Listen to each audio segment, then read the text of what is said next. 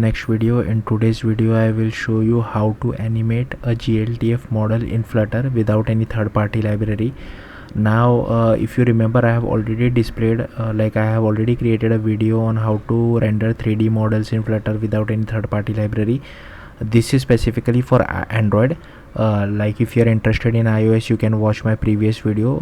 The reason I'm making for Android again is that there are two things. One is the animation, I have figured out how to do animations as well, how to play animations via code. And the second one is in the previous video for Android, I have written a lot of boilerplate code for rendering this 3D model. Actually, you don't require all that code. It could be much more simpler, so that's what I wanted to show you. So first, what you can do is you can go to this GitHub repo, github.com Cronus group, and inside this 2.0 you can download any gltf model. Specifically we are looking for gltf dash binary, so go over here, download this model, and you can save this model to Firebase storage or AWS S3, wherever you want to, because we will be loading the model from network. That is the right practice. You don't want to embed 3D models inside your application itself, as it could increase your application size. Okay, also download this model to your local, and what you can do is you can drag and drop to this website gltf-viewer.donmccardy.com, and inside the animation tab you can see actually how many animations this gltf model has. So this gltf model has 3 animations: survey, walk and run. So inside our code it starts from 0, 1 and 2. So here you can see, so this is my output, and you can see that the fox is running. So this is an actual Android app which I have created with Flutter, and if you see the animation index, I am passing it as 2. So you can either pass 0 or 1 as well, and it would respond according to that. If you pass something like 3, which is not present inside this gltf model, so I have already added a check for that. So in case if you pass any higher number, then the app won't crash, but it won't play any animation as well. So yeah, let's get started. So firstly, I have created a Flutter application, and I have refactored my homepage widget to include this my 3D view, which is a custom widget I have created. So if you check over here, I have created a stateful widget, and here I have created a creation params. And first you have to pass a file name with extension. So if okay, and it should contains this glb extension. Okay, so this name can be anything, extension should be glb. Second is the url. So this is not a valid url, so use your own url of AWS S3 or Firebase storage or whatever server url you have where you have uploaded this glb model. And animation index can be anything, as it depends on your glb model. I have already showed you how to find the animation, right? So you can pass depending on what your animation, what your glb model's animation is. Important thing to notice, suppose I am passing some kind of an url. So what the app does is it downloads the url. First it checks in the cache whether this model is already present or not. If not, then download it from the network and save it inside cache and then render it. Second time, if you run the app with the same url, then it will again show the same 3D model from cache. It won't download it from the network. That's why this file name with extension is important. Suppose tomorrow you change this url, but you don't change this file name with extension, it will still show the previous 3D model. So if you change your url, make sure you change this file name with extension as well. Okay, and this is boilerplate code for displaying an Android view. Don't worry about iOS, this is not for iOS. If you are curious about iOS, watch my previous video. I have already shown how to render 3D models in Flutter for iOS as well. Next, you have to open Android Studio, and this is the output which I have shown you. First, open Android Studio, and what you have to do is you have to create this assets folder. So create this assets folder. Inside that there are 2 files. Now from where do we get these files? So you have to go to this filament doc. So this is the 3D rendering library which we are using. So go to filaments GitHub repo, go to docs webgl, and inside that Venetian crossroads underscore 2k, and download these files and put it inside the assets folder. Now why are these files required? Because they provide a background to your 3D model. So if I show you the output, so here you can see at the background there is this kind of I'm not sure what exactly the background is, but it has some image. If you don't provide this background, then your 3D model would be extremely blank, like it would be extremely black, and you won't be able to figure out whether the 3D model has rendered or not. So that's why we need this. Next, go to build.gradle, go to this build.gradle, and I'm using Kotlin version 1.9.0. Next, go to this build.gradle, and I'm using compile SDK version 34, main SDK version 23, target SDK version 34 as well. And I have added this this two dependencies. So this is for rendering filament rendering library for rendering 3D models. Now some people might be thinking like there is already a impeller which is work in progress.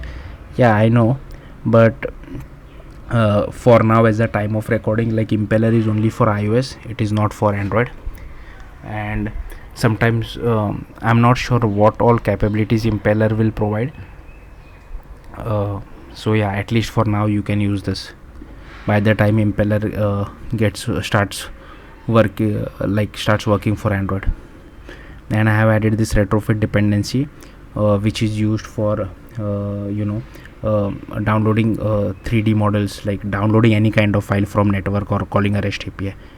Next, here I have added this lifecycle runtime as well, because we will be using coroutines. Next, so for downloading 3D models, so here for retrofit you have to define this interface. So that's what I have done. Next, inside main activity you have to override the configure Flutter engine, as well as you have to register your view as well, so with the same name. So here you can see I'm using the same name which I have defined it on the Dart side, and I have created a factory class. Now this factory class is like boilerplate code, which I have defined it for, which I have just copy pasted it from the docs, and it references my 3D view. So if you check my 3D view, now this contains the actual implementation. Before coming to this, I have also defined one data class called URL parts, and it has two parts like base URL and rest of URL. This is because retrofit requires base URL separately and rest of the URL separately. That's why I had to do this. And inside Android manifest.xml, don't forget to add this internet permission. Now if you go to my 3D view, firstly I have like these are all things which we get in the constructor. Next, this code is for initializing filament library, and these are like URL, file name, and animation index, which we will get from Dart side. And by default I have set the animation index to 0. Now to be honest with you, I am not sure what all these things does. Like this I have just copy pasted from the docs from filament. Next, this path and file is for caching the 3D model inside our internal storage, and for rendering the 3D model we require a surface view. That's what I have defined here. Now these are all things we get it from the Dart side, so use the same name which you have defined it on the Dart side, otherwise this won't work. And then I am assigning some layout params to our surface view. Again I have copy pasted this code from the filament docs. Next, we are calling the setup method, and we have to override this get view as well. So here we are returning surface view, and inside dispose we are removing this frame callback. So this frame callback is kind of like for playing the animation, so you have to call this. So on Flutter view attach, I'm calling post frame callback. So this will start playing the animation as well as not just playing animation, it renders the 3D model as well. So it is very important you call this. And on detached, I'm just removing it. So on setup, what we do is we download the gltf model, then we create an indirect light and configure viewer as well. And inside create path, here we are just creating a like folder inside our internal storage called gltf, which will contain our 3D models. And the split URL is like an helper method which I have created, because we need to split the URL into base URL and rest of the URL. So yeah, not much over here. So that's what I have done over here. Okay, and inside download model, I am first checking if the model exists inside our internal storage. If yes, then return it.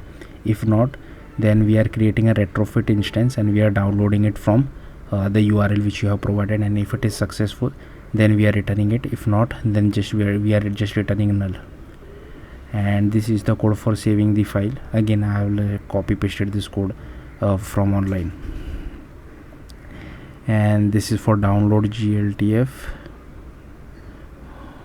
Okay, so once we get the data from download model, okay, then we need to save it to our internal storage. So that's what I am doing over here. Then create default renderer. So once we get the model in byte array, we use the load model gltf async method from filament library, and it will help us to load the 3D model inside our model viewer. And this update root transform, I'm not sure what exactly it does. Then again this configure viewer, again I am not sure, I think it is might be related to something like render quality and anti-aliasing and ambient occlusion, all that stuff. Like these are like very 3D concepts which I am not exactly sure what it does. And create indirect light. So here this is where we will be using the files which are present inside the assets. So make sure you use the same name over here which you have defined it inside the assets. And this is for reading the compressed assets which are present inside our assets folder. And here I have created a frame callback. So here you can see I have added this check. If you are passing an animation count which is not present inside our gltf model, then it won't play any animation. If it has any animation, so this will apply the animation, and here we are passing the animation index. So yeah, that's it. Thank you for watching. Bye.